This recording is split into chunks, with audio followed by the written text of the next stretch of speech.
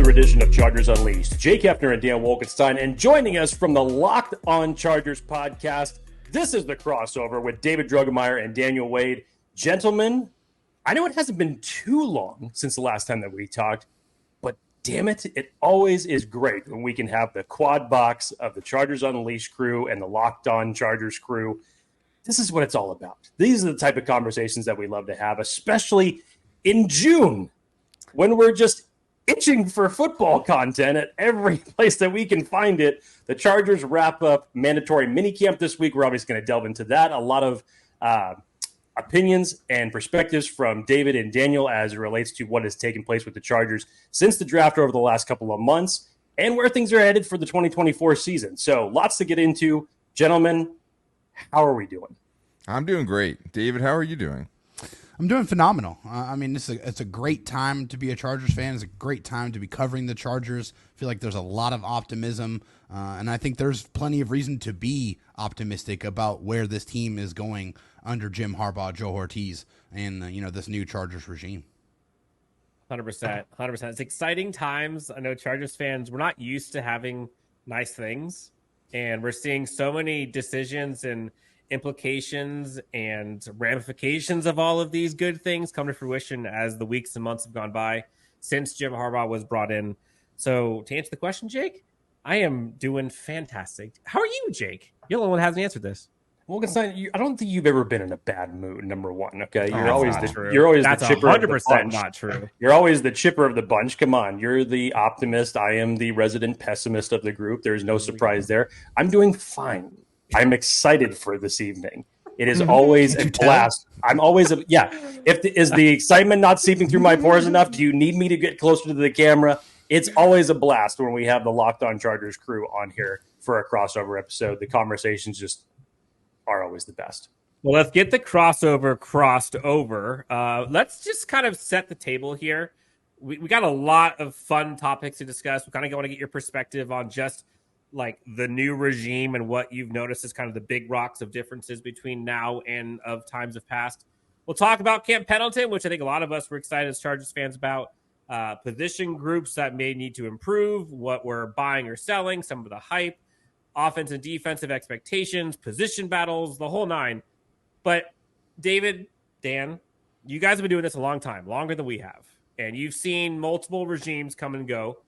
Jim Harbaugh, Joe Hortiz, this new era. We've all kind of talked about it ad nauseum, but like overall, what is, in your opinions, the biggest difference between what we've seen to date in the Jim Harbaugh, Joe Hortiz era and what we've seen in past GM/new coach era, which, if we're being honest, was Tom Telesco plus head coach of your choosing?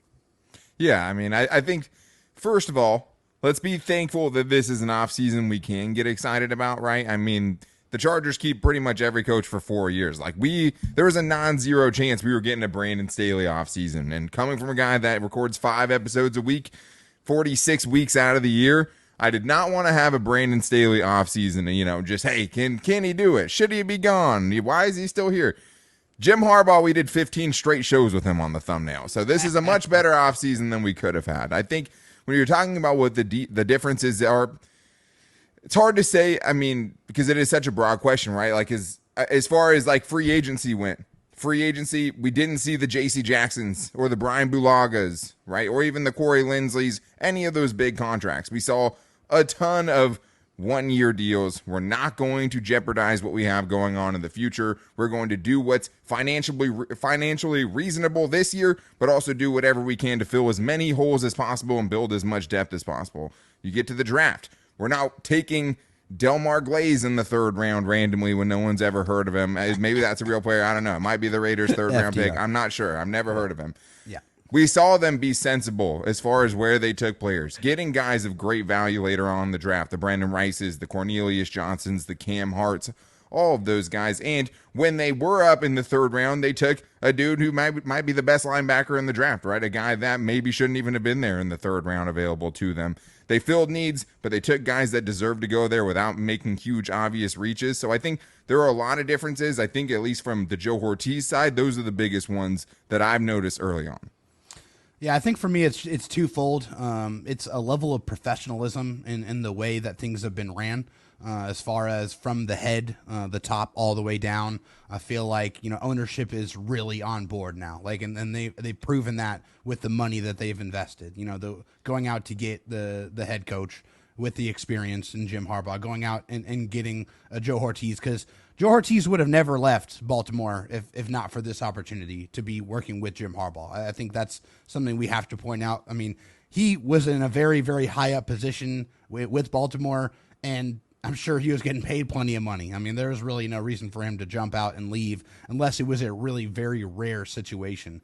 And now I feel like with ownership investing that type of capital, allowing him and Jim Harbaugh to run things the way they want to, that shows kind of a level of change in professionalism in the way they're doing things. And then the other theme that you hear just from every single player is the attention to detail. It is at a completely different level under Jim Harbaugh and his coaching staff. Everyone's talking about it. And when everybody's talking about it, that means it's a theme. It's something that's happening. And I think when you focus on those little details, those small, minute changes, those start to stack up and turn into bigger, more impactful changes. So I think those are the two things that stick out to me right away. Yeah, and the details, right? It's like the little things become the big things. And you hear so many players talk about how you wouldn't necessarily think, how to certainly tie your shoes or how to put the weights back would translate to game days. But like it's a mentality, right? And that's just details on pregame random stuff in the locker room, let alone attention to detail of how you're going to execute a certain block or how you're going to be going down during specific plays as a receiver. I agree with you. I think the details, all of you, obviously, but I think the part is just like for me, and Jake and I have talked about this, like the brain trust that is now within the coaching staff. And you see it, and I was talking to Jake about this yesterday, you see it in that Navarro Bowman mic'd up, where not only are you seeing a Navarro Bowman as a Chargers coach now, which is wild, along with like Nick Hardwick, but there's 30-something coaches on the staff right now, and you're seeing players resonate with those coaches. But not only that, you have this brain trust of coaches that are able to kind of collaborate and bring out the best for the team. And so you're seeing Navarro Bowman, for example, out there coaching it up with the players, getting them all like very specific, detail oriented with how they're moving throughout plays and drills. And then you're seeing the coaching staff at the end of it going up to Navarro Bowman and talking to him about now you're not an all pro anymore. I'm paraphrasing. You can't go out there and be an all pro, but you can see your players develop, and that's what your reward is. And so it's cool just to see the coaches not only coach the players, but help kind of bring the best and most out of each other. And so all of this feels different. And that kind of goes into, I think the next part of this is you're seeing a lot of themes here throughout mini camps and OTAs. And even this week, they go down to Camp Pendleton. There's purposeful decisions being made throughout the offseason. And there's a method to the madness of all of the things that we've seen. And it comes out eventually.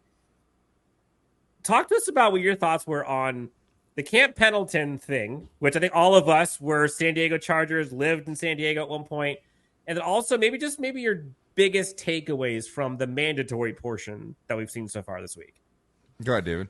Yeah, I think, the fact that they're understanding that there's still a large fan base in San Diego and trying to connect those two, maybe right some wrongs. I really, truly feel like the way that the Chargers separated from San Diego was the wrong way to go about it. I feel like they burned a lot of bridges in the way that they did it. They wanted a clean break. They wanted to jump. They were full force focused on LA, and that's all their mind was at, where they were going. And I feel like they could have handled that a little bit more delicately than they did. And so I think this is an opportunity for them to, and I really feel like this is Jim Harbaugh here. I feel like this is a decision that he made. Obviously, I don't know that. That's just me, guessing. That's what I feel. I would agree. But I feel like this is something that he decided to say, hey, we need to reach out. We need to try to do something to try to connect, the fan bases in San Diego to, where they're at in Los Angeles, and just kind of, reach out with an olive branch and say, hey, we understand where we spent 56 years of our history, and we want to try to try to mend some fences. And I feel like it's a positive thing. I understand there's a lot of hurt out there, and understandably and rightfully so, right? I mean, they were there for a very, very long time. But I personally love it. Obviously, I'm an Army veteran, so seeing them go out there and be with the Marines and their families and spending some quality time, inviting all of them down to watch at the field level, I feel like that's a very special moment, special situation, and I'm very proud to be a Chargers fan and to be somebody covering the team, seeing them reach out and do something like that. Yeah, I agree on pretty much every front. I do think it's super bittersweet in a certain way, right? Because it's like you're going down to San Diego, and San Diego is where we all grew up, Yes. where we started loving this team. So it is a little bittersweet because that's about as close as, they're going to get to San Diego, playing in San Diego, right?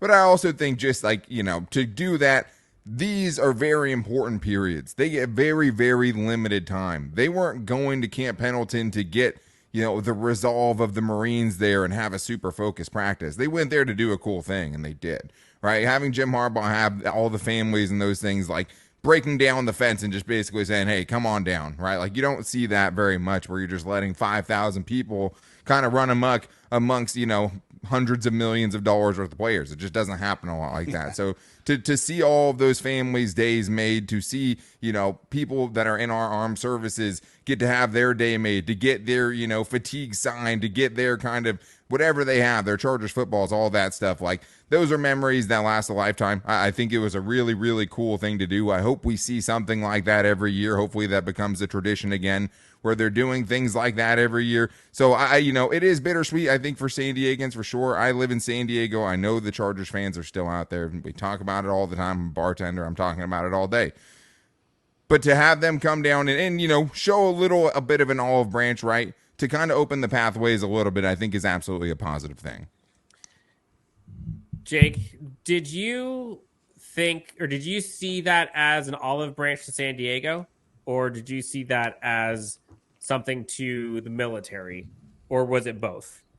I think it was a little bit of both. To David's point, the way that they left, still, we know from hearing, listening to it on social media, yes, but we still see the after effects of it today. That are people that are still hurt by it, and to see that, and I fully agree with David that it was also a Jim Harbaugh decision for that to take place. Everybody that was in attendance deserved every bit of that. And I wish, from a standpoint, even from outside all the service people that were there, that it could have been a bigger venue just for a little bit more fans to come and enjoy that type of a moment, because this was the essence of this team for so long. And for Harbaugh, who once played in the city of San Diego for the Chargers, I think this was a very personal thing to him, and to give back to the military and those families, I thought was a beautiful thing. But just to show, just from a standpoint of being personable to fans, I think that was the extension of everything else. So you wish it could have been on different terms. You wish that there could have been more people in attendance for a moment like that. But for Jim Harbaugh and the team to go out and do something like that for the military and those fans that were in attendance, it was awesome.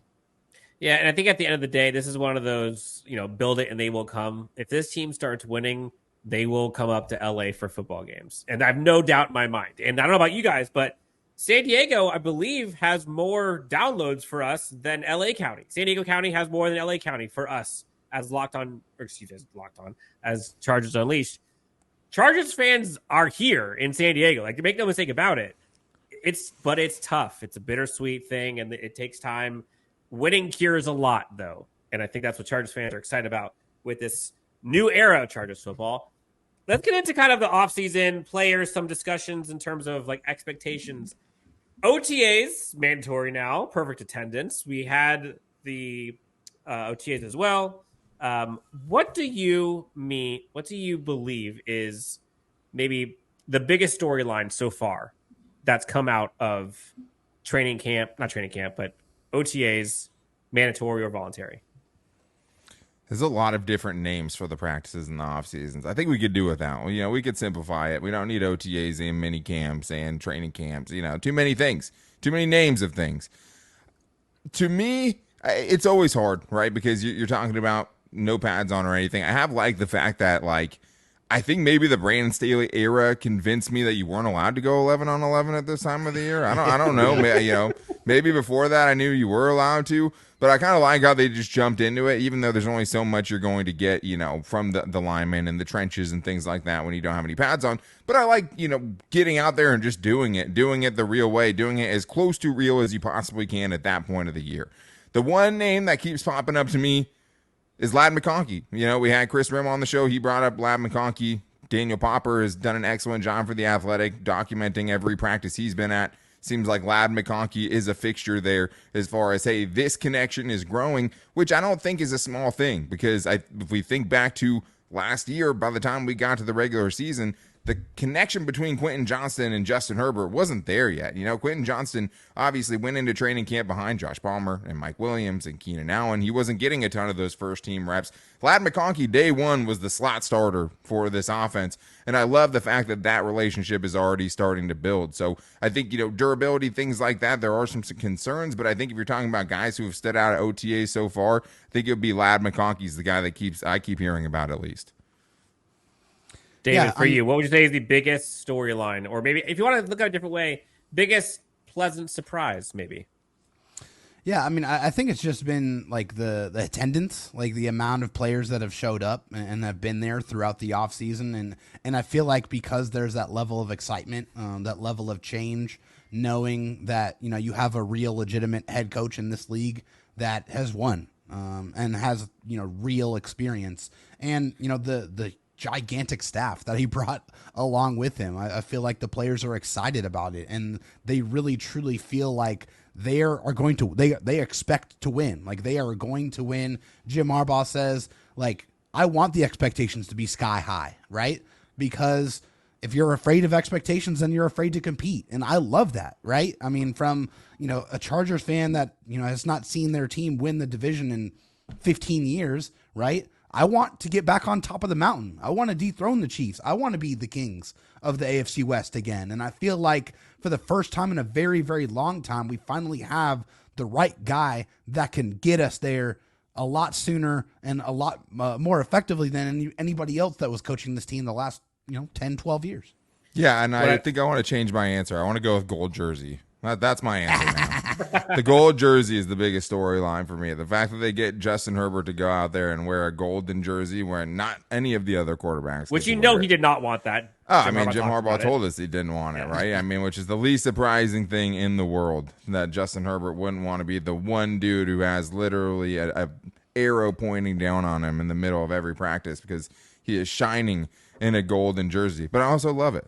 I love the golden jersey, and I love the fact that Jim Harbaugh's like, yeah, what are you going to do? Everyone has to stay away from quarterbacks. We just want you to stay a little further away from this specific quarterback. And like I talked about, I think we literally brought up on the show, like, we're coming from, the Anthony Lynn days of, hey, he's a backup for a reason. You know what I mean? So to see Herbert now get continually propped up and praised the way that Jim Harbaugh has, to the extent of giving him a golden jersey to wear on the practice field, so really no one gets anywhere near him, I have to change my answer to that. Just make sure that you can stay 2 yards away from all the other quarterbacks, but for Justin, it's 2.5 to 3. Okay, right. Just make sure you know that. Yeah, for Justin, lots has been done to improve and turn a weakness, some would argue, into a strength. Specifically, looking at the offensive line, and just this week, Jim Harbaugh seems to have told us that the starting five is basically set. Except he did kind of have like an asterisk. I forget exactly the word he used when he talked about Trey Pipkins. Said probably. Yeah. There's a term he used ahead of it that he kind of gave himself an out just in case. But I think it's right now. Right now, Trey Pipkins is one of the starting five. But we know the starting five.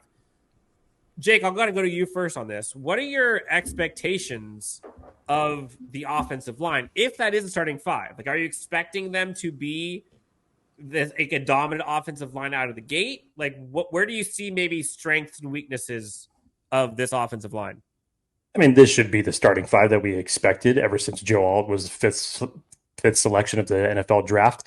But I do think that there are going to still be some growing pains. However, when you look at how bad the offensive line has been for Justin Herbert over the last 2 years, the bar hasn't necessarily been set astronomically high. So the improvement that you should see should still be considerable. Joe Alt will probably go through a little bit of growing pains considering that he's moving from the left to the right side. Trey Pipkins moving into a different position. While I feel like that will be advantageous for him, having Joe Alt to his right and Bradley Bozeman to his left, there's still going to be some growing pains there. But in general, as a whole, you would hope from a cohesiveness standpoint, and Jim Harbaugh having this message of finding the best five to put out there. Seemingly, we've heard that same message going all the way back to Mike McCoy. I remember him saying the exact same thing, and it feels like we've been just retooling this line for the better part of a decade now. But from what you have now as a staple of Rashawn Slater, Zion Johnson going into his third season, Bradley Bozeman, obviously, who's a seasoned veteran with the Chargers, definitely – you lost that when Corey Linsley went down last year. You saw what effects took place when he was out of the game. Trey Pipkins moving over to a new position, and a big time for him because he's in year 2 of another contract extension, and it is not necessarily guaranteed for him beyond that. And then Joe Alt coming into it at his size and what he could possibly do on the edge considering his success that he had in the left side of Notre Dame. So you have to have nice expectations for it. It can't get much worse, but at the same time, let's still be real. There are still going to be some hiccups every now and then, but from the standpoint of keeping Justin Herbert upright and relying a lot on this run game, everything should move better. David, I think I'll ask you this then, and maybe ask differently. Like, what is the bar of expectations for you? Like, what is, at minimum, what this offensive line to be this year? Well, I mean, I guess if we're quantifying it, I would like to be somewhere in, the 10 to 15 range. I think would be something that I would like to see. I do feel like it is going to be much improved because they're going to be running the football a lot more and a lot more effectively, which in turn is going to help them pass blocking as well. Because I feel like every offensive line wants to come downhill. They want to go straight forward. They want to be moving forward. And that's what Greg Roman is going to be doing. He's going to be running the football. He's going to be establishing that. And so when he does establish that running game, that's going to open up when they do pass, have to pass block and they have to do go play action. They're going to be in much better situations to be able to do that because the defense just can't key in on what they were doing. The balance was so lacking the last couple of years, and that hurt the offensive line and their blocking as well. So I feel like the play calling and the blocking schemes and the way that they're running the football is going to improve the entire unit. So Daniel, I'll ask you this then. The run blocking was horrendous this past year and for years now. And that could be offensive line as well as scheme, as well as the tight ends that also were attributing to that. Do you see, I know Greg Roman is like this running game savant, right? Do you see this team turning that glaring weakness into a strength this soon? Yeah, I think so. I mean, I think because that's all I've ever seen. From Greg Roman's offense, like no matter what situation he's ever been in, he has had a top rushing offense. Like that just it's almost automatic with him. So it does scare me to have that kind of faith in something we haven't seen yet. I do think that there is, to what Jake was saying, like there are some reasonable questions.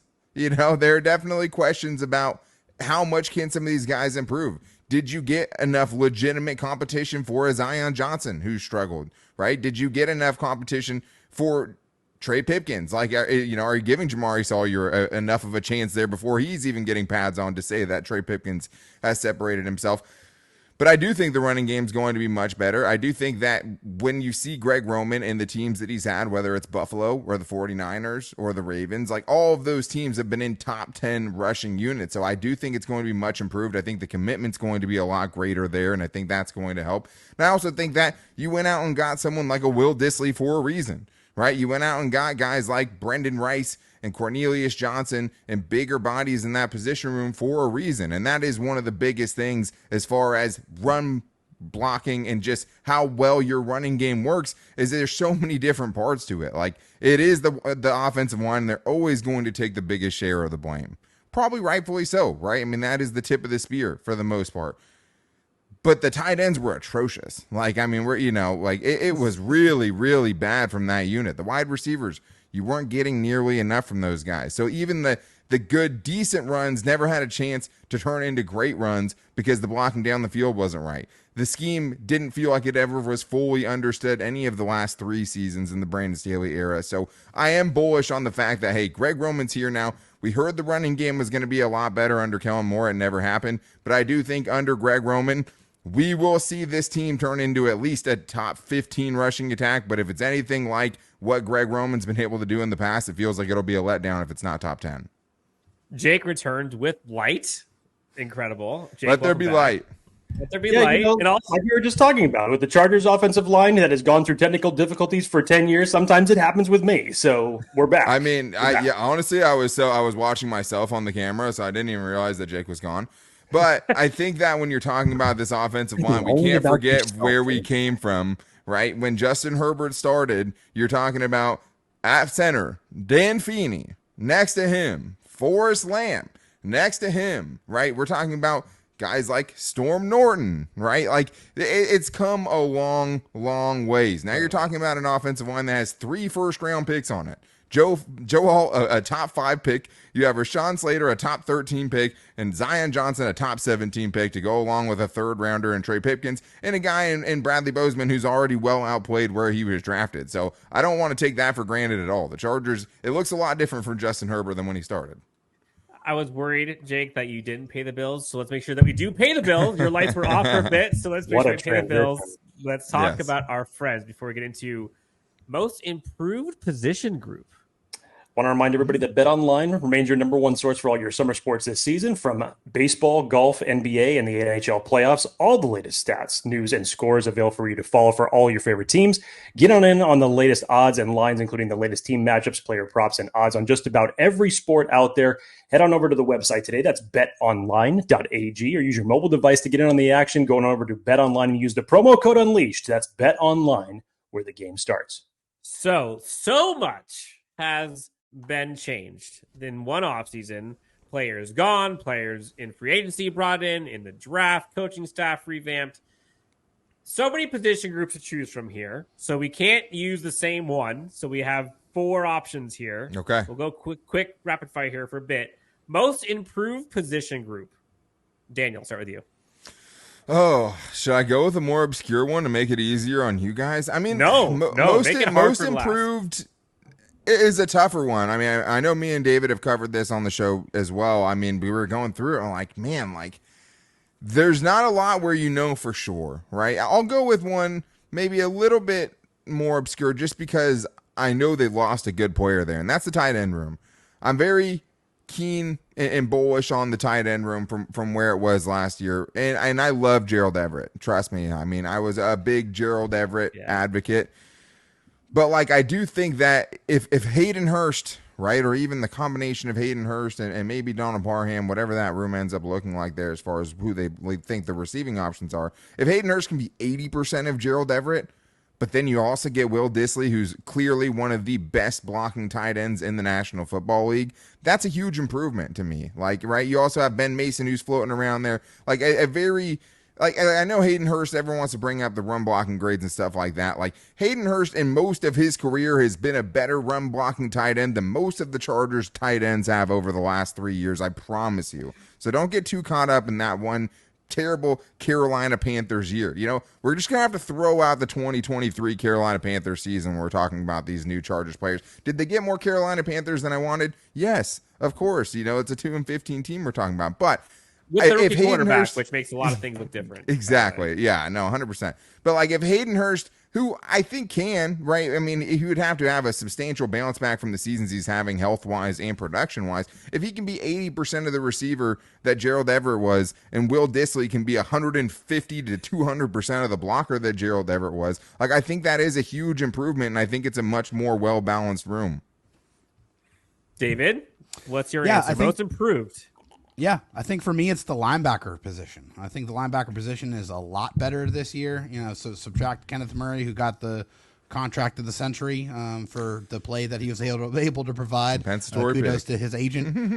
And obviously Eric Hendricks, who, I mean, I think played a little bit better towards the back end of the season. But, you know, you eject them, you bring back Denzel Perriman, who we all know is a heat-seeking missile against the run. You're able to, you know, bring in Troy Dye, which I think will play a little bit on defense, as well as, you know, adding to special teams. getting Deion Henley more of a platform to be on defense, to actually play.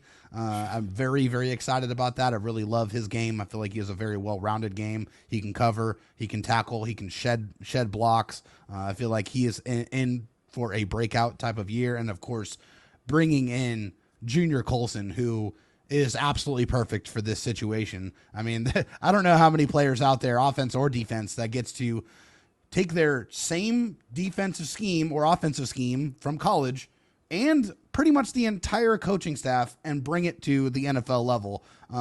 With his intimate knowledge of the defense and, being able to have his coaching staff here at the NFL level, I don't think anybody else is in a better position to succeed right away than Junior Colson. So I'm going to go the linebacker position. Hefner, what's yours? No linebacker being able to be used or tight end. What say you? You still might even think that I'm going for low-hanging fruit here, but I'm going to go with the running back position. And I think this is by huge... I mean, they were terrible last year, so by it's a okay huge to say committee is this going to be a lot better. Obviously, you finally move on from Austin Eckler, who gave you 2 really good years. Over the 2 out of the last 3 were really good from a fantasy perspective of him. But we know how badly this Chargers run game has suffered. And for the longest time that we were always asking, who's going to be the second guy behind Austin Eckler that's going to step up to give this running back room some help? And we never found anybody. Nobody was up to the task in doing so. So now you go out and you bring in Gus Edwards, J.K. Dobbins, guys who are very familiar with Greg Roman's system and what they could do in that running back room. Isaiah Spiller, who Dan and I have talked about, is possibly even... I don't know where you would slot him in terms of the roster as it stands right now, because you may have to keep 6 wide receivers. You may all of a sudden be in a position where you can't keep 4, but I think his running style is perfect for this scheme. And then you go out and you get Kamani Vidal. Dan, we just heard Greg Roman at the stand today talking about the differences that they're going to be hitting defenses with when they run the ball, because not only are you going to run the ball a lot, but you're going to hit them with a different flavor every time that you do it. And all of this, of course, is going to help Justin Herbert in the long run. So the combination between coach and revamped personnel for the run game, you have to be excited for what they're going to do from a running back by committee standpoint. I'm gonna change the game here for a second, and so instead of being most improved position group, I'm gonna go with the position group who I think has the most to prove. That's so convenient, that one. The biggest ones get taken that Dan doesn't now want to answer the question. Like, I'm not going to. Let's go ahead and move this show along a little bit here. I thought edge rusher was the easiest answer, honestly. That was what I was going to go with, but I thought it was just too easy. Yeah. Yeah, no, but Dan, it's fine. If you don't have an answer, that's okay. I mean, it's your show. Well, I can go a few different ways. And the answer that I have, I think, honestly, can be both. So, you know what? I'm going to be able to answer. I'm just dragging this along. Dan's trying to move things. No. Offensive line, honestly. I think we know how impactful the Joe Alt selection was. And bringing Bradley Bozeman in. Now, he's not Corey Linsley, but Corey Linsley didn't play much last year. So I'm comparing him to who did play last year. Pair that with a Greg Roman coaching staff and a Jim Harbaugh style of offense. Pair that with a running scheme and an identity that we know this team is going to try to become. And, God willing, I don't see how this offensive line will not be better and much better and more effective is probably the better way of putting it. So I think that is the group that should be the most improved, because that's what everyone has told us from the entire coaching staff is most important. Most paramount is protecting Justin Herbert, keeping him upright, establish a balanced offense, and run the ball. That requires an offensive line to do all of those things. And that's why they went out and got Joe Alt and Bradley Bozeman. That's why Trey Pipkins is making $9 million as a quote-unquote backup tackle or starting guard, because they want this offensive line to be dominant. But that also means they have to prove it. Like, there's a lot at stake for this offensive line. And if the offensive line crumbles, the entire thing crumbles. Because that's the thing that has plagued this team, has been the offensive line, the ability to protect Justin Herbert in key situations, establish a running game, block for your running backs. All of that has to be proven to be successful this year, or Chargers are going to look silly. Period. So offensive line would be my answer for both. Wow. Most improved, who I believe, and the one who has the most to prove. Jake? Masterclass. Position group, most to prove. Who has the most to prove? I would have to say that this is the cornerback group. Even Yeah, though I think it's a what you great answer.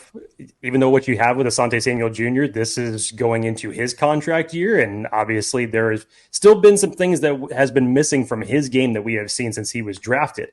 And now with virtually all the revamp that you've had in the secondary, with drafting 4 corners over the last 2 years between Jasir Taylor, Dean Leonard, now with Tarheeb Still and Cam Hart, and you add Christian Fulton into that mix, this is a lot of youth. There's some 1 year prove it free agents that you're now having that hopefully you can find a reclamation project in Christian Fulton, but there's still a lot of question marks. Now, what I do like about this is you go back to Steve Klinkscale when he was talking about the secondary and what he wants from these guys to be more versatile. He wants them to play both the outside and the slot, which I love in terms of creating competition, because who's going to come in to say, who's going to win this? Is the battle of slot going to be between Tarheeb Still, Jasir Taylor, and then what are you going to do with Asante Samuel Jr.? Because we all know that he can play both of those type of positions. So it's just breeding more competition. But at the end of the day, I think that's also going to weed out some of your weak links of that group. But there's still a lot of question marks as it relates to this secondary. And I know that we all share the opinion that they may not be done adding to this group before the season starts. So keep an eye out when it comes to the end of preseason for every team, because the Chargers could still add to another cornerback before the season begins. Well, since Jake stole my answer, I'm going to go and switch to the offensive side.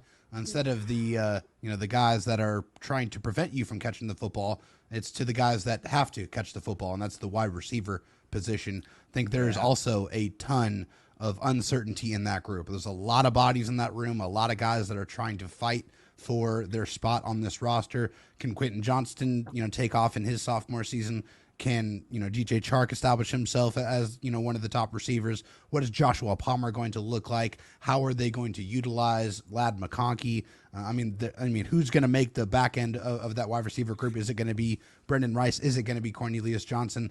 There is a lot of names there, and I feel like that's going to be one of the most fierce position group battles in all of training camp for the Chargers before it's all said and done. I like both those answers. I think as far as the cornerbacks go, you are really hoping for a bounce back with Christian Fulton, right? And I think the other thing, just big picture wise, who do you have in that room in 2025 and beyond? Look at it. Asante Samuel Jr. is going into his last season. Christian Fulton, 1-year deal. Next year you're going to be looking at a room that's filled with Cam Hart, Tarheeb Still. We have no idea what they're going to be yet. Dean Leonard and Jasir Taylor. Those are the guys you have there under contract right now. So I think big picture wise, there's a lot of questions there, and the Chargers are showing a ton of faith in a bounce back from Christian Fulton, and also that Asante Samuel Jr. can kind of even things out a little bit, right? The dude's brightest moment is a 3-interception playoff game, and he's never even really had more than that in a full season of regular season games. So seeing that evolve, I think you'd be a lot better with the cornerback room with Asante Samuel Jr., the give and take of, hey, if you can be an elite ball producer, right, I'm okay that you're not going to be able to do certain things, and you're going to have some liabilities in the running game and things like that, right? Because Jesse Minter's corners tackle, right? That's a big thing. Asante Samuel Jr., the tackling is an issue. The run defense and just being where he's supposed to be is as much of an issue. I know everyone wants to focus on the tackling. It's filling the right hole. 4th and 1, Jacksonville Jaguars, Travis Etienne, end of story. He wasn't where he needed to be, right? But people underestimate, they think it's just the tackling. It's not. It's being in the right place. Run defense has more to do with, turning guys back to the rest of your defense, having the right leverage, doing all those things. So the cornerback room, I agree with. The wide receiver room, for sure, and I think a lot of it has to do with the shoes that you're filling, right? No one's going to be Keenan Allen. No one's going to be able to be Mike Williams. And I think Mike Williams goes in the Corey Linsley pile of, hey, you can't really hold that receiver room up against this receiver room, because it was really 13 games of Keenan Allen, Josh Palmer missing 6-7 games, and then everyone else behind it. So to say, oh, well, you lost Mike Williams and Keenan Allen, a little disingenuous, at least as far as the 2023 group versus the 2024 group, because you didn't have Mike Williams last year. But those are still giant shoes to fill. For me, I'm going interior defensive line. And this is just a position for me where I guess it's kind of a lot to prove, but it's really just I don't know what to expect from those dudes, and they're going to have to prove to me that they did enough there to have a competent unit, because I think you look at that, and I love Morgan Fox, but Morgan Fox is what Morgan Fox is, right? He's a really good pass rushing interior defensive lineman. I don't know if you have a full-time above average player in that room right now. We'll see what happens with Justin Aboigbe, but everywhere else on the roster, you can point to it and I can say, like, hey, that guy should be average to above average full-time starter there. Who is that right now in the interior defensive line? I don't know who it is. It's a lot of guys. Daniel, do you think, because the coaching staff, Jim Harbaugh, a few people have like really hyped up the interior defensive line as like a strength of that team. Are you buying that, or is that just like him hyping up his guys, in your opinion? It's somewhere in the middle. Like I think he probably was really afraid of what he had in that room, and then maybe he saw some things there that he liked. So it's like, oh my God, well maybe it won't be the worst group in the league. But like I literally on the last show we did for Locked On, it was like Jim Harbaugh saying this is a really, really good group, and then it was like an FTN post about LA Football Network posting about how the Chargers' interior defensive line was ranked 32nd out of 32 teams in the NFL. So I think there's a lot of disconnect between what Jim Harbaugh is saying and where that group actually is. I think it can be better than 32nd in the league, but I think that's another position group where it's like the big addition's Poona Ford, free agency-wise. The biggest addition in the draft is Justin Aboigbe, who I love, and he wasn't on my radar before the draft, right? But like a dude who I never saw go backwards in college, right? Like the dude is as sturdy as it gets. But still, like you're hoping for a huge jump from Scott Matlock and Tito Abonia, and for Justin Aboigbe to play meaningful snaps for you, for Morgan Fox to be an all-around player that you don't need to be an every-down defensive lineman, and for Poona Ford, who played 150 snaps last year, to be a meaningful part of that room. It's tough. It's tough, but I think having an edge group that is as deep as it is, I think will make that interior defensive line they're banking on easier. But you still got to get to those situations, Dan. That's my biggest thing, right? Because it's like, how are you going to use your four horsemen or whatever the name is? Because everyone wants to name this group of four edge rushers. How do you use those guys if other teams are in 3rd and 1, right? Well, if other teams are even not even getting to 3rd down because they're ripping off 7 yards a carry. So that's where I'm thinking is, can the defensive line be good enough so you can get the full use of those crazy, crazy edge rushers? To me, the best group in the league. And that is fair. And I think the part that this staff is probably banking on, and I think Chargers fans should be very grateful for, is the fact that at least 3 of the 4, and you can argue that Bud Dupree's in there too, are all very good two-way players on defense. They can play against the run and the pass, from the edge group specifically. And Bud Dupree is like a dirty work type of guy, bring a lunch pail. Make no questions about the edge group. The edge group all can defend the run. The edge group can all rush the passer. It's all about the interior. And I think the thing that gives me some solace is like, who did you lose? Right? Like you had Sebastian Joseph Day and Austin Johnson getting huge snaps. The dudes weren't good for the Chargers. Not good for us. Straight up, they weren't good. So it's not like you lost a bunch there. Yeah, I mean, I'm not going to say that. I'm not going to say anyone, just got their money and, rested on their laurels. If David wants to say that and, call out the character, that's fine. I'm not calling out their character at all. Just think they didn't play well. Like whether it's scheme, whether Brandon Staley didn't put them in the best positions, whatever it is, they were just bad. So like you didn't lose very much in that, in that position group. So you will get more snaps for maybe some guys who should have gotten more snaps last year. You get Justin Aboigbe and Poona Ford in that room. I like some of those guys, and I think I'm higher on some of those guys than others. But I still think that it's like the Chargers are banking on a whole lot from that room that are total unknowns at this point in the offseason. And that's fair. And that's fair. And I think what I'm kind of gleaning with this conversation is like we're looking at both sides of the football, right? And we're seeing so many new, moving, improved hopes for offense and defense. And so maybe, Jake, I'll start with you on this. Which side of the ball do you trust more at this point? Like, do you trust? Well, David left, so now. He was done with that question. He wanted nothing to do with that. I will not record again until someone moves me back into my rightful spot. Okay, he's back. David made it back. He came back for it. Yeah, sorry about that. Hey, we're not feel bad, man. It makes me feel better. I'm not the only one with technical difficulties on this show, so thank you for that. Appreciate it. But what I was asking was, he's robbing the truck. Which side of the ball do you trust more right now? Knowing what we know now, going into the season, let's fast forward to week 1. Which side of the ball do you trust to deliver?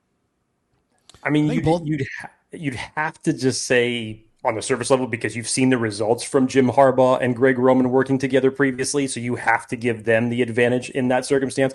While everybody is excited about Jesse Minter and what they're going to do with his defense, and trust me, I'm one of them 1,000%, you'd have to go with the offense because that's the proven results. And to Daniel's point, there's still a lot of question marks as it relates to this defense. So while we all expect Jesse Minter to come and give us a much better defensive product than we had under the Brandon Staley era, there's still going to be some things that are going to be ironed out. But here's what I'll tell you I will trust, Dan, from the defensive side of the ball.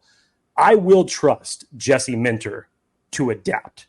And I will trust Jesse Minter to call better situational plays for this defense. We've heard that from Mike Elston. And one of the biggest issues for the Chargers over the last 2 years defensively was being able to adapt to what another team does, whether we're just talking about it from a half-to-half basis, quarter-to-quarter basis. They just were never ready for the opposing team's counterpunch, and they can never adapt to that. And hence why you've seen why Justin Herbert has had a terrible defense, essentially, since he's been in the league statistically. So that facet I will trust from Jesse Minter, but you got to give it to the offense right now. Okay, so David, then what would you say, which side of the ball has improved more, offense or defense? I mean, I see improvements on both sides of the ball. To be quite honest with you, I feel obviously, but which one's more? Which one you got to put your hat on one side. Other. Yeah, offense. I mean, I'm definitely on with the offense. I feel like the running back room is much better. The schemes are going to be much better. The offensive line, I think, is improved with better resources and better depth there. With Jamari Sawyer kind of being that swing tackle, swing guard, a guy that can play kind of multiple positions on that offensive line. And then, yeah, there's a lot of differences in the wide receiver room, but I feel like there are guys there that can definitely provide some quality snaps. And then the tight end room is vastly improved, with the blocking capacity. And I feel like there are capable pass catchers in that room as well. So I feel like the offense to me is a little bit of a step up. There's just less questions, like, Jake said, on the offense for me, as opposed to the defense, where I feel like there's a couple of things that we need to see before we can really believe. See, and Daniel, that scares me. That scares me because as much as we want to complain about the offense, the offensive line, and the struggles they had last year, that is not why this team lost as many games as they did. Like, the defense was atrocious and gave up so many things. And if the defense has not improved more than the offense, whether by personnel or by coaching, this team's in trouble. Do you agree? Yeah. I mean, I think there's an argument to be made that coaching-wise, the defense got better than the offense did. I mean, Greg Roman is an absolute master at what he's done. He's been also fired as an offensive coordinator 3 times in the NFL, right? Jesse Minter, guess how many times he's been fired as defensive coordinator? 0 times. No, I can make an argument for the defense. This is the thing. I think for Chargers fans, especially for all of us who've been covering the team through the entire Staley era and into the Anthony Lynn area and whenever that became, you started, it's hard to buy back in again, right? Like, Brandon Staley was supposed to fix all the problems. Brandon Staley was the defensive mastermind, and I know you guys get the comments into the YouTube as much as we do, where it's like people are hesitant to buy in on someone like Jesse Minter getting much more from his players without actually getting the top-end talent that he might need to turn it around. Because, I mean, let's be honest. Where did the Chargers spend their first 2 picks? They took an offensive lineman with the 5th overall pick, and they traded up for a wide receiver. They didn't address the defense until the 3rd round, and as much as I like Junior Colson, right, they didn't put a bunch there. You have a small contract to Christian Fulton, a smaller contract to Poona Ford. You bring in Bud Dupree. You get a lot of pieces, but what's the big addition to the defensive side? Like, most of it, I think you're arguing, in the draft you got Junior Colson, Justin Boydby, you have Tareeb Still and Cam Hart. That's a lot to put on rookies as far as, like, hoping that's where your biggest improvements are going to come from. Like, that is really a lot to ask. I do agree with Jake, though, as far as there is a difference between Brandon Staley and Jesse Minter, and the biggest thing that I've tried to tell people the entire offseason is his people came with him, which is a huge boost. Brandon Staley came in and brought Derek Ansley from Tennessee and Ronaldo Hill from Denver. Like, none of those guys came with him from the Los Angeles Rams when he became the Chargers head coach. The other thing is Jesse Minter isn't worried about not melting down at the post-game press conference, right? Like, he is the defensive coordinator, and that's it. He's not going to worry about why, the team called the timeout in overtime against the Raiders. That's not Jesse Minter's job. He has a singularly focused mindset of how he is going to attack this defense without having to worry. There's good coordinators all the time. Being a head coach is very different. Trying to be a defensive play calling head coach is incredibly hard. Jesse Minter's not worried about that. He's just worried about his defense. And the other thing is one thing that we continually saw over Brandon Staley, as many times as we heard put the roof over the defense or whatever terminology you wanted to use, there were broken plays left and right. And Brandon Staley, just as every defensive guy who comes in the room said, was, we're going to adjust to our best players. Never They happened. didn't. They didn't. They just, so much so that they said, let's go bring in players I actually know play well in this, because I'm not going to be able to build it around what you have here. And there wasn't a ton of talent outside of the big names to begin with. And that's, fair or unfair. But Jesse Minter has his people. And what that means is everyone is on the same page. There's no trickle down process where you're playing, telephone where Brandon Staley's saying this to Ronaldo Hill, and Ronaldo Hill saying this to Derek Ansley, and Derek Ansley saying this to Asante Samuel Jr. These guys are all on the same page because they've been running this defense for multiple years. There are some new coaches. The majority of this staff is Jesse Minter's staff, and I just think the importance of that and hoping that you're going to get more out of these players. If you want to make the argument for it, I would start right there. Not to make your ego any larger than it may already be, Daniel, but Joey Bosa just today was saying that exact thing about how it starts from the top, things trickle down, there's no loss in translation, it's all coming straight. I don't have to record Locked On Chargers till the Friday show, so I haven't seen those yet. But no, yeah, I think it's huge. I saw some things going around from Joey Bosa, and I couldn't agree more. And the thing about Brandon Staley's defense was this too, he wanted it to be perfect. He wanted it to be perfect, and perfect is just unattainable at the NFL level. Every once in a while, you'll get a game like the Miami Dolphins in 2022 where he absolutely undressed Tua Tagovailoa on national television, right? Every once in a while, you'll get that game. But every other time, you're talking about a defense that's looking for perfection, and if one player's playing the wrong leverage on any given play, you have a busted play that goes for 40-plus yards. And to go to Jake's point, every single time you got into an end-of-game situation with closers on your defense like Derwin James and Joey Bosa and Khalil Mack and all these dudes, everyone had the answer.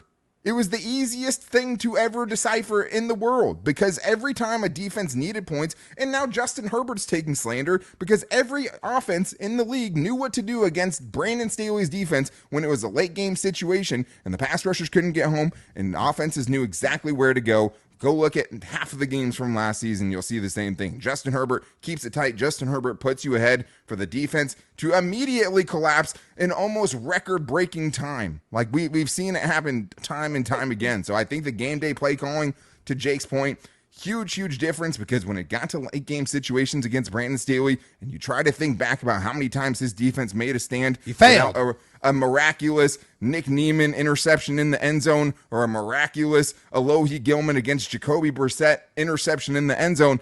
You needed guys to make miraculous plays because teams were driving down the field easily. Go look at that Lions game. Go look at that Packers game, right? That was the start of the Jordan Love era right there. Week 1. The Dolphins, over and over again, we saw it. There was no team that ever had a problem moving the ball against the Chargers defense late in games and late in those late game situations, and you have to hope that is better under Jesse Minter, and from everyone's words, it should be.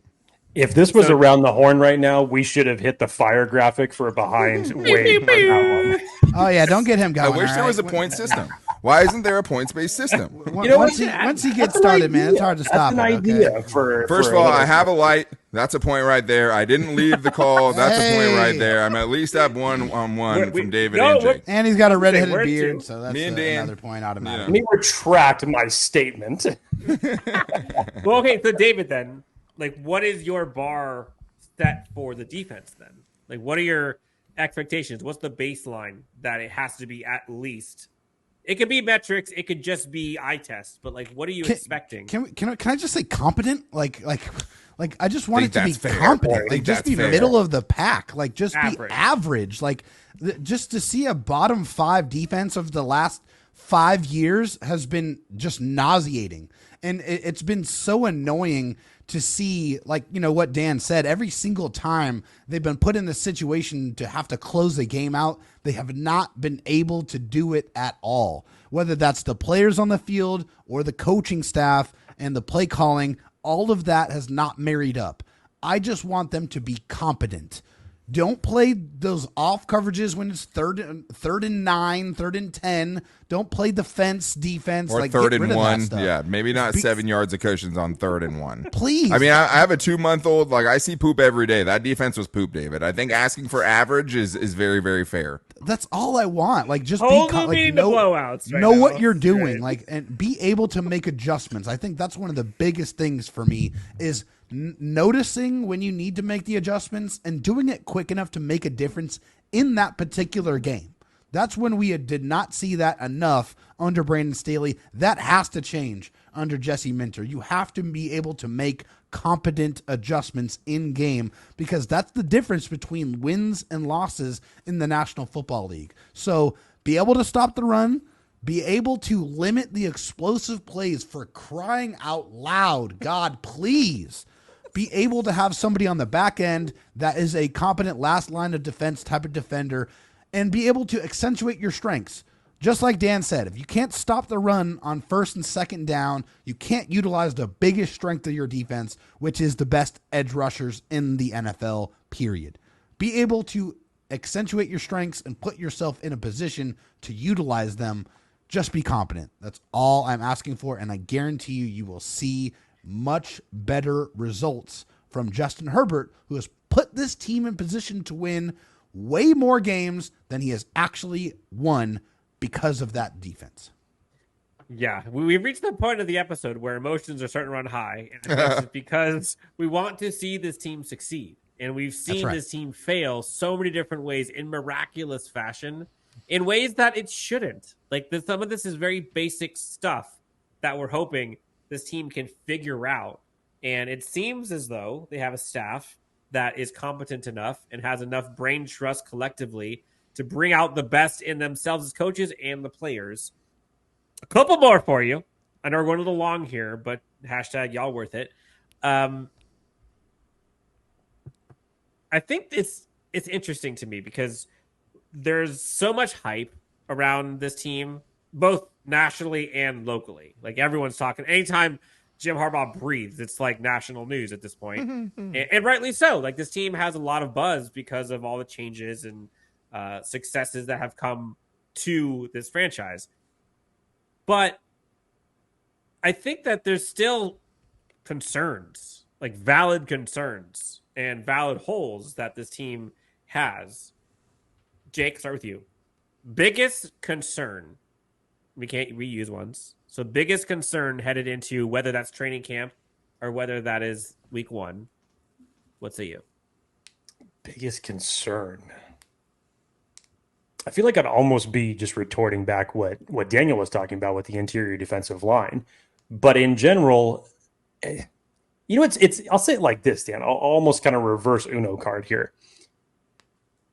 Reverse. You're worried. You may be worried just from the standpoint that this coaching staff was literally ripped down to its foundations and rebuilt up, and now you have all of these new faces and new places, even though a lot of them come from the same college in Michigan, so a lot of them are very familiar with one another, i.e. Greg Roman, Jim Harbaugh from their days in San Francisco, and now with the retooled roster. Dan, we even had Haley Elwood on the show when she said, I have never had to look at a roster so much before to see which number corresponded with which player. I've never had a season like that, and that just shows the turnover in this in a single season. So while I have all the faith in the world that Jim Harbaugh is going to create a winner for this Chargers team, I think you just have to temper the expectations a little bit. There's still going to be some hiccups, whether that's from a coaching standpoint or a player standpoint. There's going to be those heartbreaking losses. It's going to happen. We're going to see that happen. But this is a coaching staff that I think, as far as the message that Jim Harbaugh has put in since his introductory press conference to the things that you're seeing now with Ben Herbert coming talking about the attention to detail, the getting ready in game uniform, tucking your jersey into your pants, these new drills that we're seeing during minicamp and OTAs with the tarp and on the spot having people talk about something as from a leadership standpoint. It's creating a mindset. So even with all that, I believe that is going to turn this team around and into a winner. But I think it's for those who think that the Chargers are just going to hit the ground running and we're going to see a 15-3 season or whatever the hell it is, I think we should just temper the expectations a little bit. Yeah, I think it's hard to do that sometimes, though, when you have a head coach that went to 3 straight NFC Championship games, right? Agreed. I think it's just those expectations come from what he's been able to produce. But, yeah, I think that's fair. As far as, for me, the biggest remaining concerns, more positionally for me, backup safety. I think that third safety position is definitely a concern for me. The slot corner position, I want to see what's going to make of that, who's going to be able to take the bull by the horns there. The interior defensive line is definitely a big question mark. And then I'm going to throw this one we haven't talked about at all. Backup quarterback. I think it's something I would like to see them bring in some more competition for Easton Stick. I feel like there's something that can be done there. I think there's a veteran that could be brought in to make you feel a little bit better in the event that anything happens. Obviously, God forbid, but you want somebody to be able to have, some semblance of an ability to try to keep things afloat. And I don't know if Easton Stick showed that to me in his playing time that he had last year. So those are some positions I think I'm a little bit concerned about. Does Tony Jefferson fix that backup safety role for you? Let's see what he has, right? He didn't play any football at all last year. He was a scout for the Baltimore Ravens, and so you haven't seen him play, quality football snaps in several seasons. So he's got to show that he's competent. He's got to show that he's in shape, and he's got to earn a contract before anything else. So that hasn't happened. He's still in a tryout situation here. So we'll see if he gets that contract. We'll see if he impresses enough, and we'll see if he does. If he does, then he has a legitimate chance to grab that backup safety spot for sure. And Daniel, I'll ask you this. I hear a lot of people, David talked about it too, thank you for the permission, the slot corner being a need, which I guess, but in my opinion, outside corner, what are we trusting right now? You're trusting Christian Fulton or Cam Hart as one of your outside corners? To me, that's the bigger one. And if you bring in a veteran outside corner, that then slots everybody down one, and then your slot corner could then be Asante, Jazir Taylor, and or Tariq. So let them battle it out. To me, outside corner is a bigger one. But what say you in terms of biggest concerns? I think that's a great point you're bringing up about the cornerback position. I think that's all fair. I think just looking at the grand scheme of things, first of all, hey, go sign Stephon Gilmore and Justin Simmons, and, we won't have nearly as many questions this year. That'd be nice. I have the answers. Those are the answers. There you go. Do that. We'll be fine. Mine is more general and overarching, and I think maybe it's more to what Jake's point was, just about tempering expectations. And, as being super good friends with Charger superfan Athir, it's hard to temper expectations with this fan base right now because they all want to see the playoffs and a deep playoff run in year one. And yes, which we're going to get to. Did take, and those projections is fine. My thing about as far as what my biggest concern would be, you're counting on so many dudes to bounce back, and I've said it, and I'll say it again, and I've said it over and over again. The reclamation projects. You can hope, and I think that Bradley Bozeman will be much better this year than he was in the dumpster fire that was Carolina last year, right? You can hope that Hayden Hurst, same thing, and DJ Chark, and Christian Fulton, and Bud Dupree, and but how many guys, Denzel Perriman, another one, right? How many guys are you really banking on to be so much better in your scheme because they just played poorly in 2023?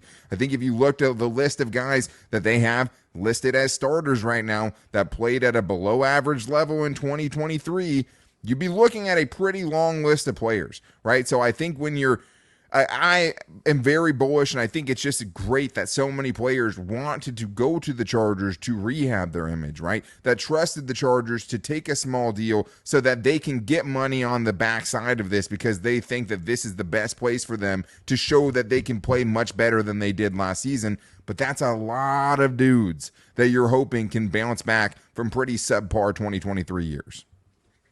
I mean, you're not wrong. And the offseason hype always is at an all-time high at this point, going into training camp, all that jazz. Like, this is when I think every team across the league, their fans are expecting and hoping for Super Bowls. Like, that's kind of comes with the territory. Let's stay on the theme then. Off-season hype. Well, we're going to steal a little. Ooh, we're going to Aladdin style? This is how you get Justin Simmons. Stephon Gilmore, we have one more wish for the genie's lamp. Everybody about the lamp. I'm once curious, you do it, you what were can't the put the first genie two back in wishes the used bottle. on that? Justin Simmons, Stephon Gilmore. You know, we have one more. We have one more in the holster. Okay. Off-season hype. Buy or sell. I think you guys do this, what is it, once a week, right? You have the segment on your show? Buy or sell? Yeah, we do a buy or sell show every week. Yes. Okay, so I don't know if you've done this. If you have, you could just repeat your answer here. I'm not sure. But I have a few ones here. Let's go quickly. We have two more questions. This one more. Okay. Buy or sell. I had Ladd McConkey on here, but I think we all are going to buy that. I'm buying that. We're going to buy that hype. Next one on here. Asante Samuel Jr. Again, blowing up camp. Ball production, same as always. Are we buying that this one's different? That's a tough one. Yeah, I think I'll buy in on Asante Samuel Jr. hype. I think that there's certain things, like I think in reality, he's much closer to Marcus Peters than he is to a Darrelle Revis, right? As far as like his style of game, where I think it's always going to be some give and take with him. And I think that if he can become that 5 or 6 interception a year type of player, you're going to feel a lot better about the missed tackles and the missed assignments in run defense and things like that, which is fine. But you got to get the good parts of it too. And I do think that that is a guy that if you put him in man-to-man coverage, he is going to win a lot of those matchups and has shown that he can do that in this league 3 years into it. And I do think you can reasonably expect when he's not thinking so much about where his leverages is and trying to be perfect, that I think you could see a better version. I would buy that on Asante Samuel Jr.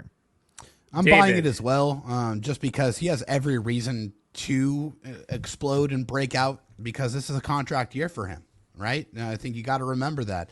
You know, if he goes out there and he proves that you can be the guy, look at the contracts that cornerbacks are making. Like, they're making big money. So if he's able to put it all together in his 4th season, then he has every incentive to be able to go out there and do that. And I feel like with this edge group that they have, with that pass rush, I think they are going to unleash on the National Football League. They are going to be able to get some more interceptions for Asante Samuel Jr. I think that there's going to work hand in hand, so I'm going to buy that breakout. Jake, are you buying? I'm going to buy it as well, Dan. And again, as Daniel and David were talking about, you go back to last season, Asante Samuel Jr. started off great in training camp last year, and it looked like last year was going to be the season.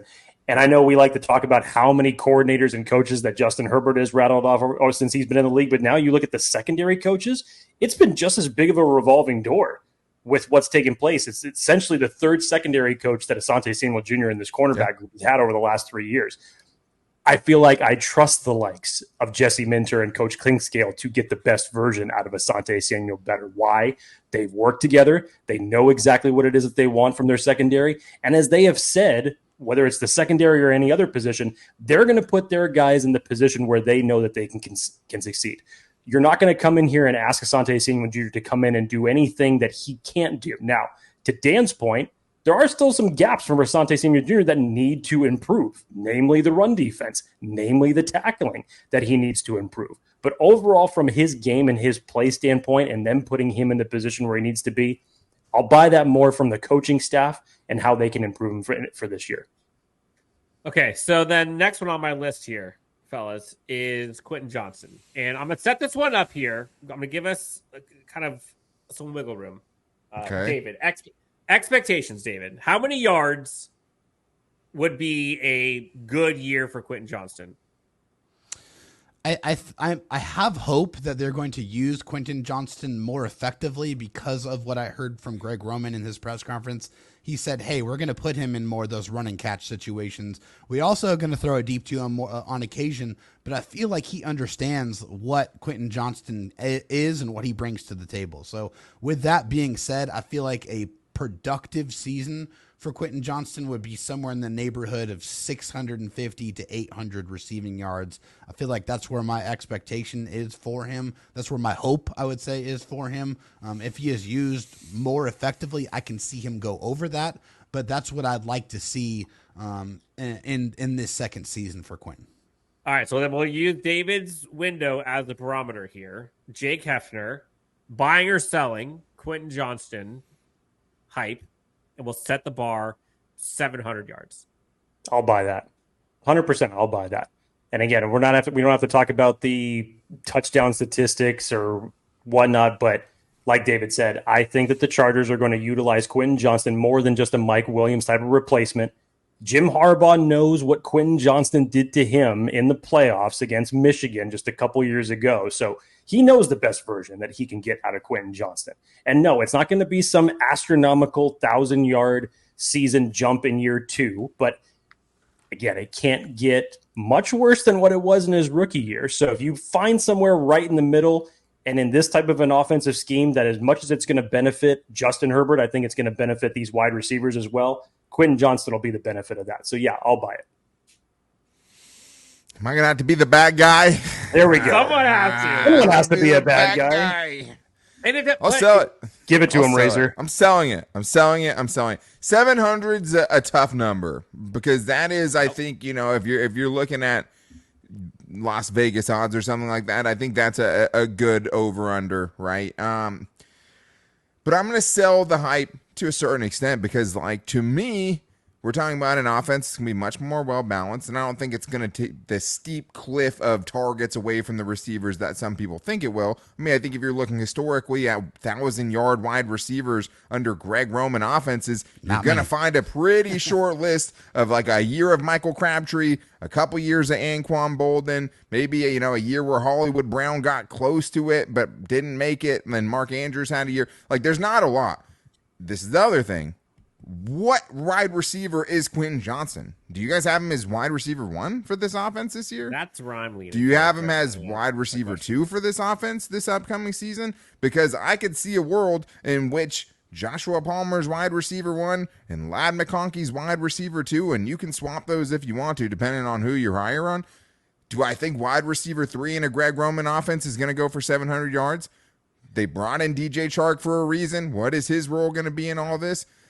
I don't know. I think it's easy to sell the hype. I mean, I'm not there with Quentin Johnston yet. I need to see it, and I'm not going to be able to see it until we reach the regular season, and I just don't see this team getting put into a situation where they have to force feed Quentin Johnston targets. I think he'll be used much better. I think he's going to look a lot better than he did his rookie year. Do I think he's going to break out and be wide receiver 1 and 700? Hey, maybe he could get that. I think that's a good season for him. Do I think he's going to have a 1,000-yard season? Absolutely not. I think he might be wide receiver 3 right now on the depth chart. When things are all said and done, I think it could be around there still.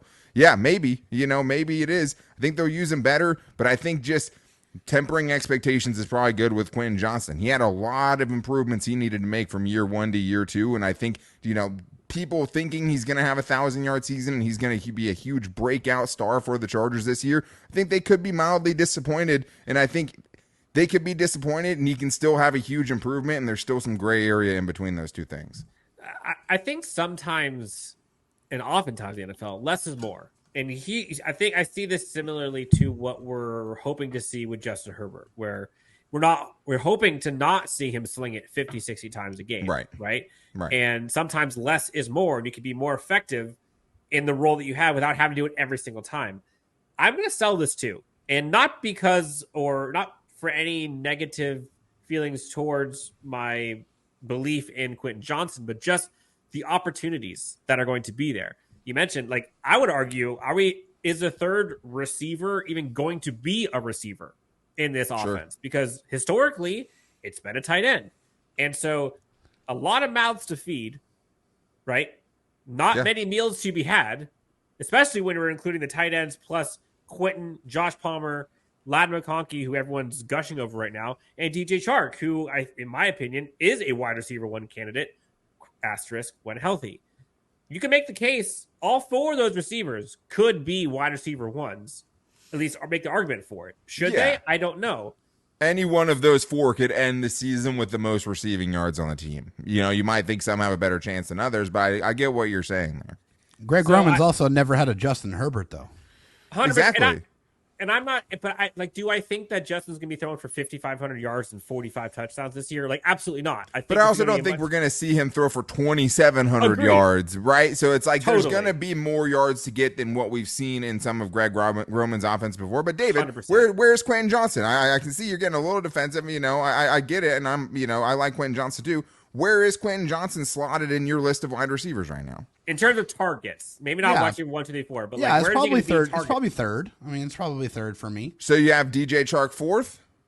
Probably. Are you putting Josh Palmer, Ladd McConkey, in some order ahead of him? Yeah. Right? So that's the thing, is like, when's the last time the Chargers wide receiver 3 had 700 plus yards?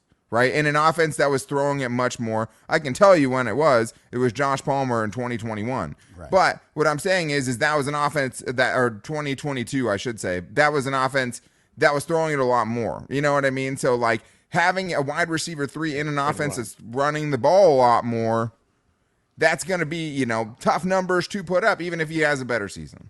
Yeah, but I feel like he's going to be put in better situations to succeed because they can see what he can do and what he can't do and what he should be doing. So I feel like the utilization, but then you also have 2 more other receivers more than 700 yards. You think the Chargers are going to have 3 700-plus yard receivers this year? I feel like there's a very good chance that they will have multiple receivers in that $700 to $800 range and none in the 1,000-plus range. I've got the solution. Justin Herbert is secretly ambidextrous, and he will be taking 2 footballs off the hike and distributing them so everybody gets an opportunity.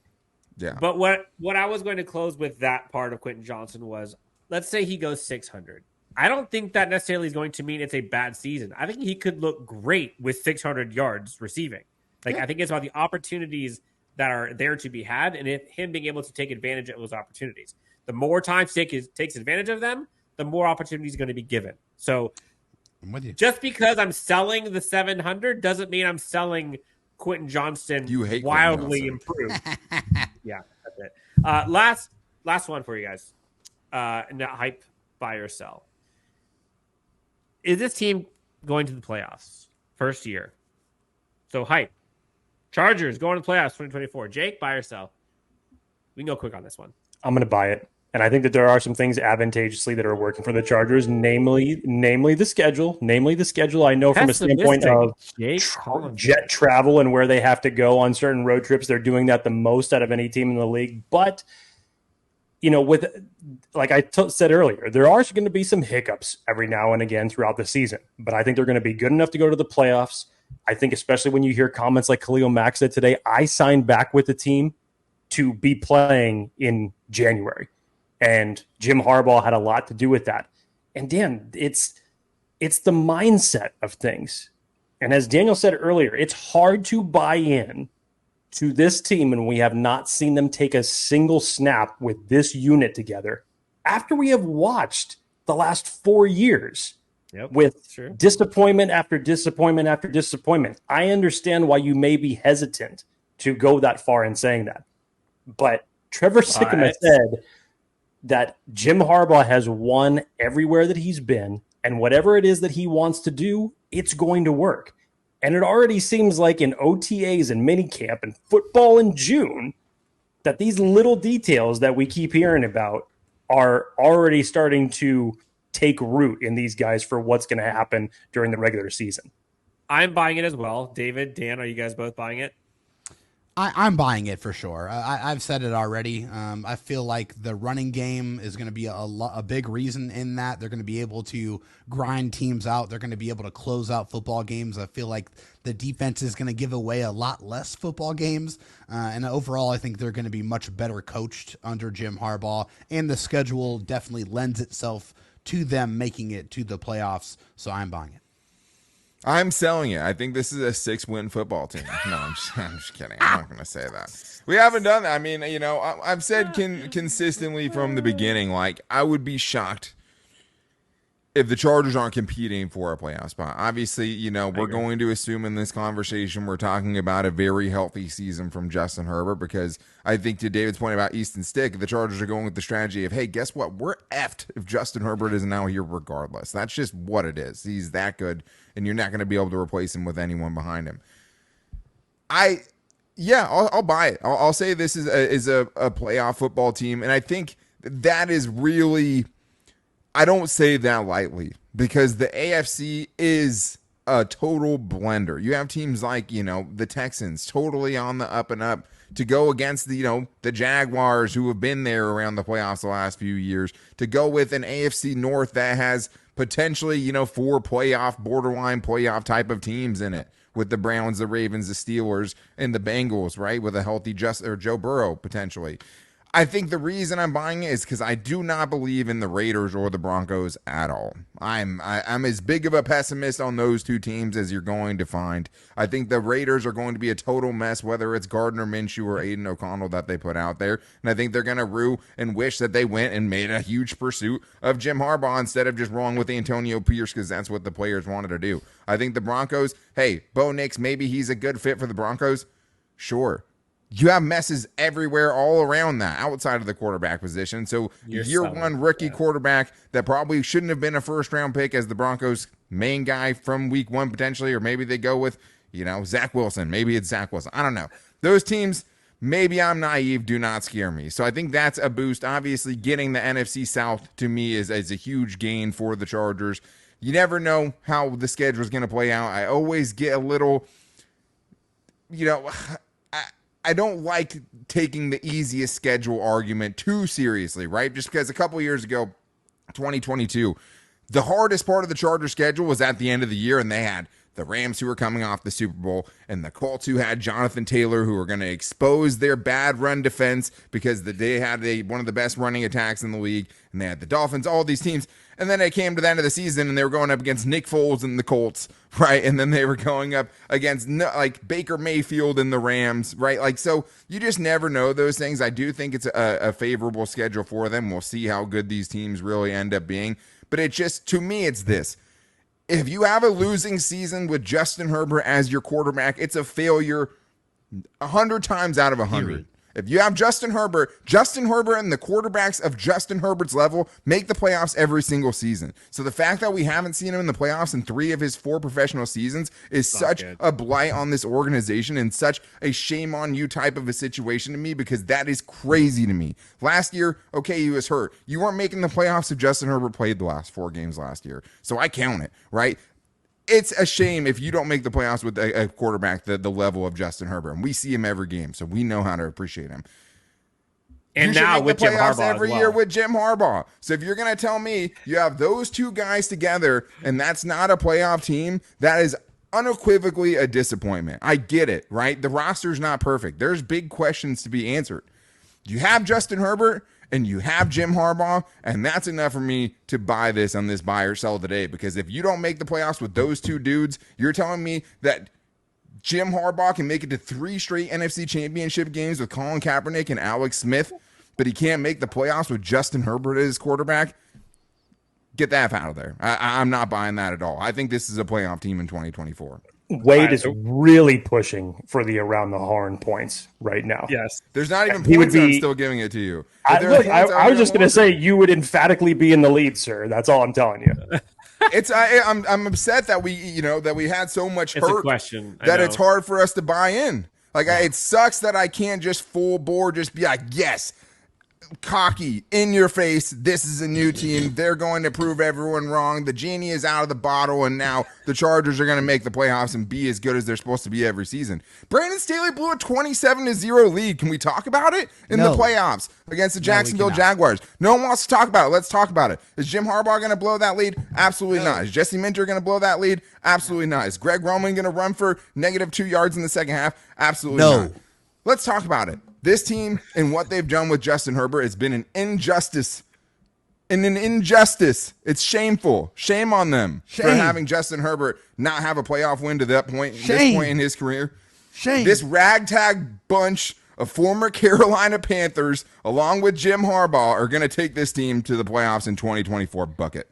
I now understand what Dan used to see in me whenever I would get like triggered or upset through my pessimism. And now we've got Daniel Wade over here, and I can hear the genie bottle, being flung on the TV, his water bottle being flung over on the table, and all the emotions coming out, and I love it. Yeah. Yep. Look, you said GTFO. That's why they only let me talk for 30 minutes at a time on Locked On. You know what I mean? They don't ever let me go past that. This is why we got the straight jacket on him for good reason. Yes. David's been shot calling me this whole time. I'm fighting through it. Okay, let's GTFO on this one. We basically, after this week, it's kind of ghost town for the Chargers. They have like 6 weeks where they can go for you guys on vacation. They can go do whatever they want. They probably should be still working out and training and stuff, which most of them probably will. We will still be here. We will still be doing content, but let's kind of fast forward to training camp. Okay, we'll get out of here with this. Each one has to give a new one. Position battle that you are most looking forward to. And David, start with you. Position battle I am most looking forward to is going to be the wide receiver group. I already said it earlier. I mean, come on now. I want to see what the back end of that wide receiver group is going to look like. I think it is going to be one of the fiercest in all of Chargers training camp. We don't know who is going to make this room. There's 11 bodies that are in that group that are vying for maybe 6 spots, right? So I feel like they've done an excellent job of collecting the amount of talent that they have at that position and really seeing where or who is going to rise to the top and grab one of those 6 spots. Daniel Wade, what say you? It's a good question because, like, for a team who has as much turnover as the Chargers have this season, there's not as many, especially, if Jim Harbaugh is going to be out here saying, hey, the offensive line starters are set before the pads even come on, right? Like, so that takes away a few of those potential training camp battles, at least according to what he's saying, right, on the surface. I think that no need to apologize, Dan. It's long. It's fine. It's okay. I'm letting you behind, breaking the fourth wall here. It's like Dan, 3 sorry shows it took so long. It's this long because of me. I have a baby now. I'm a little crazy now. You guys haven't had me in a while. If I'm looking at the position battles, mostly it comes on the defensive side of things. I'll go with the cornerback room. I think Tarheeb Still versus Jasir Taylor, a dude who, Jasir Taylor got benched last year and, obviously has showed some promise up until that point, but that's a position that I think going into the offseason, you say, hey, you need competition there, right? Yeah, Derwin will get some snaps there, all that stuff. You probably should get some competition so you're not just, it's Jasir Taylor and you have all your eggs in the Jasir Taylor basket. Yeah. So I think Tarheeb Still, who I believe picked off Justin Herbert today, had a couple of more pass breakups. Love to see that. I'm excited for that battle. I also think the cornerback 3 spot, and when I say cornerback 3, I mean the next outside corner up behind Christian Fulton and behind Asante Samuel Jr. is super interesting to me because I think it probably will be Dean Leonard, who I think has showed some promise, but there's just no sort of sample size that you could ever feel good about making the argument for him as a former 7th-round pick, going up against Cam Hart, who by all accounts is a great player who dropped because of, 3 shoulder surgeries in his career. So I think who that next guy is, whether they have to come in because of the poor play of either Asante Samuel Jr. or Christian Fulton on the other side, or they have to be forced into action because of injuries, that's going to be an important position for me. That whoever that next outside cornerback up is going to get some snaps this year. Who wins that battle is going to be a very, very interesting battle for me to see. Jake? Thank you, Daniel. Thanks, Dan. Appreciate it. Other Dan. I think Cameron Dicker should be looking over his shoulder. He has a lot of competition that is right behind him. Spit my water out. I was going to say Justin Herbert, but you sold a Dicker. Max Duggan's coming. Yes. Yeah. No, I think it's the running back stable for me. I mean, I agree with both of the positions that David and Daniel were talking about, but running backs, I don't know that you're going to be able to keep 4 running backs again with this roster and this competition because I don't see the Chargers keeping any less than 6 receivers on this roster. And with the way that that this team is investing in the blocking tight ends, how many are you going to carry in that stable? So Isaiah Spiller's not making the team. Is Isaiah Spiller going to be the odd man out? And right now it looks like it very well could be that way. And it's unfortunate, not from the standpoint of him not playing well. He just has gotten an unfair shake because he hasn't gotten the opportunity to see the field. So it may be one of those tough pills to swallow by the time that we get to the end of August, especially if Isaiah Spiller just goes out there and just knocks it out of the park in the preseason. But at the same time, you're going to have to sacrifice one of these positions. But I'm hoping that at the end of the day, what it's going to do is it's going to breed a hell of a lot of competition between Edwards, Dobbins, Vidal, and Spiller. I thought about going with the sexy one and going with a linebacker core to see is Junior Colson going to start? Are we finally going to see the Dayon and Junior Colson duo? But I'm going to go with the unsexy one. I'm going to go with a tight end room. And I think this is one, and I'm not necessarily worried about tight end 1-2, but sure.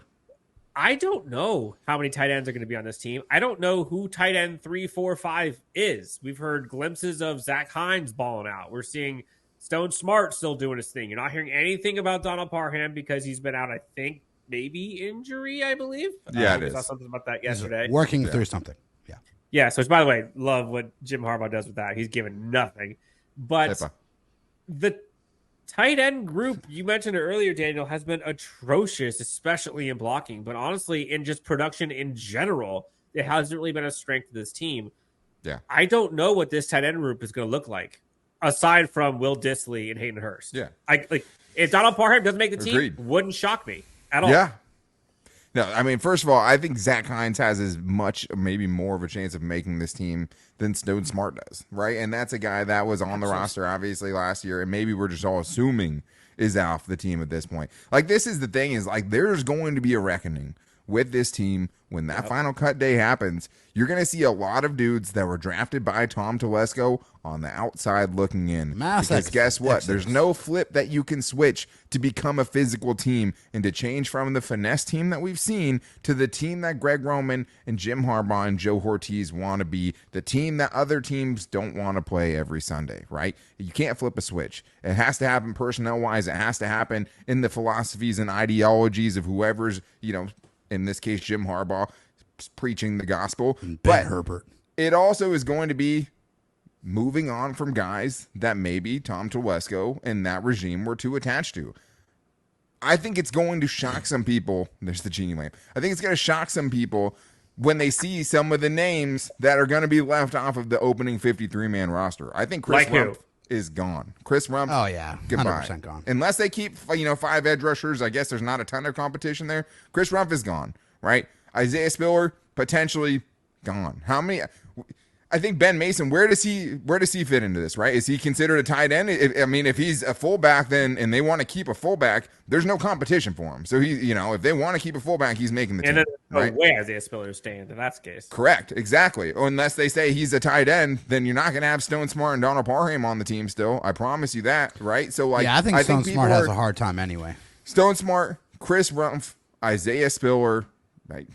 If there was any sort of competition, JT Woods, I think, would be in this conversation as well. I think there's going to be a reckoning day on this team, and there's going to be a lot of familiar places, familiar faces that are going to be finding new places to play, because I think there are a lot of people that, fans want to say, hey, this guy never got a chance. Those guys might not never get a chance, right? We'll see what happens, but I think there's going to be an exodus on this team, and I think a lot of guys, like an Isaiah Spiller, fair or not, are going to be on the outside looking in. And honestly, that's what I think is probably more box office for me, is getting the popcorn ready for that day of reckoning at the end of training camp. Because we have seen training camps where there's maybe one name that's a surprise, or there's the roster bubble where there's a couple names in flux. This one, you could go half a dozen deep of guys that can easily not make the team that in previous years were locks. And that's what's going to make these training camp battles so heated, not just to cover, but for the players in it. They know if we're talking about it, you don't think that Chris Rumpf and Isaiah Spiller and Donald Parham and all these guys don't realize the heat on their seat right now? It's clear. So who fits the scheme? Who's going to win it? It's kind of a mano-a-mano kind of cutthroat, but that's what this is. It's a business. I'm here for it. Let's go. Jim Harbaugh's business is winning. His business is booming. And if you're not winning, you're not going to stay. So I'm with you. I think this training camp is going to be wild, and there's going to be so much drama that Chargers fans aren't used to seeing in training camp. Like we make up drama sometimes, right? Like we talk about, remember like the wide receiver drama that we saw? We thought someone would make the roster. And I would never do that. That is not the case anymore. Like, this is going to be real. I don't make up drama. I'm just dramatic. Right. Put that on a t-shirt. Fellas, I know we went crazy along here. I apologize. I asked too many questions. That's on me. Put it in the comments. Blame Dan Wolkenstein. I'm blaming Daniel Wade. Yeah, I think we all know where the comments are going to go with this one. But hey, I'll be the villain. So if this was around the horn, he got the mute button. He was the one that had to just for sure. stop talking. While I won by points, but I also got muted the most times. The points were so high, the mutes didn't even matter. Someone's got to fill time while Jake gets his lights on. Someone's got to fill time when David exits the stream on accident. Like, somebody's got to be the villain here. Somebody's got to sell the Quentin Johnston hype. And today, that man was me. And I'll take it. I'll take whatever everyone give all your praise to Dan Wolkenstein and Jake Hefner and David Droegemeier. They were all lovely today. It was me you don't like. And I'll do it again, too. Hey, this is why we D Wade taking the villain on here.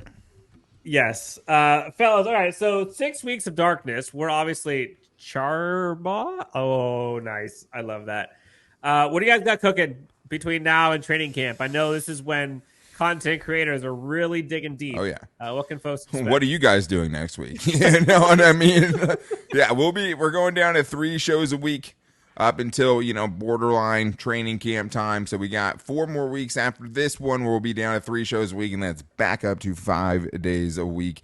But Crazy. Hey, this is the time where Chargers fans, earn their keep around here a little bit. We love getting the fans and as much as we can involved with the show. So it's voicemails, it's buy or sell days, getting the fans involved. It's fan mail Fridays. It's all that good stuff. And, we'll see what happens. Biggest training camp battles, all of those things. It's a long off season, a lot to get to, and getting great guests like potentially you guys back on the show again. I mean, that's, I think, a lot of what's going to be lined up these next, 6 weeks as we enter the dark ages of Chargers football. That's it. Hashtag preview. David, are you coming out to training camp this year? Are we going to see you again? I am not coming out to training camp this year. I can't make it. I'm taking my one vacation earlier in July. My mom wants to take my son out to Disney. Never say never. Okay, so, then you have. Yeah, I mean, we'll see, right? Never say never. Yeah, Disneyland is awfully close. Just saying. Yeah, but it's before training camp starts. Okay, so. okay. Yeah. We'll say maybe, but more than likely not. Look up the term extended stay, and then come back to me and see what you think. Yeah. Or just fork out $10,000, take your son to Disneyland for a month. I will be at training camp with a baby strapped to my chest, like the guy from The Hangover. Hangover. Little Carlos, Daniel Wade and Dylan Wade. Binoculars, on location. baby on the chest, baby stroller pushing through. You never know. You'll see me. I'll be there. Dad life. I love it. Fellas, it's been so much fun. It's always a blast having you guys on. Never short of drama and emotions on this. You guys are the best. For the Locked On Chargers, fellas, for David, Dan, Jake, this has been so much fun. Thank you guys for tuning in. We'll talk to you next time on Chargers Unleashed. We'll talk to you guys soon, everybody. See ya.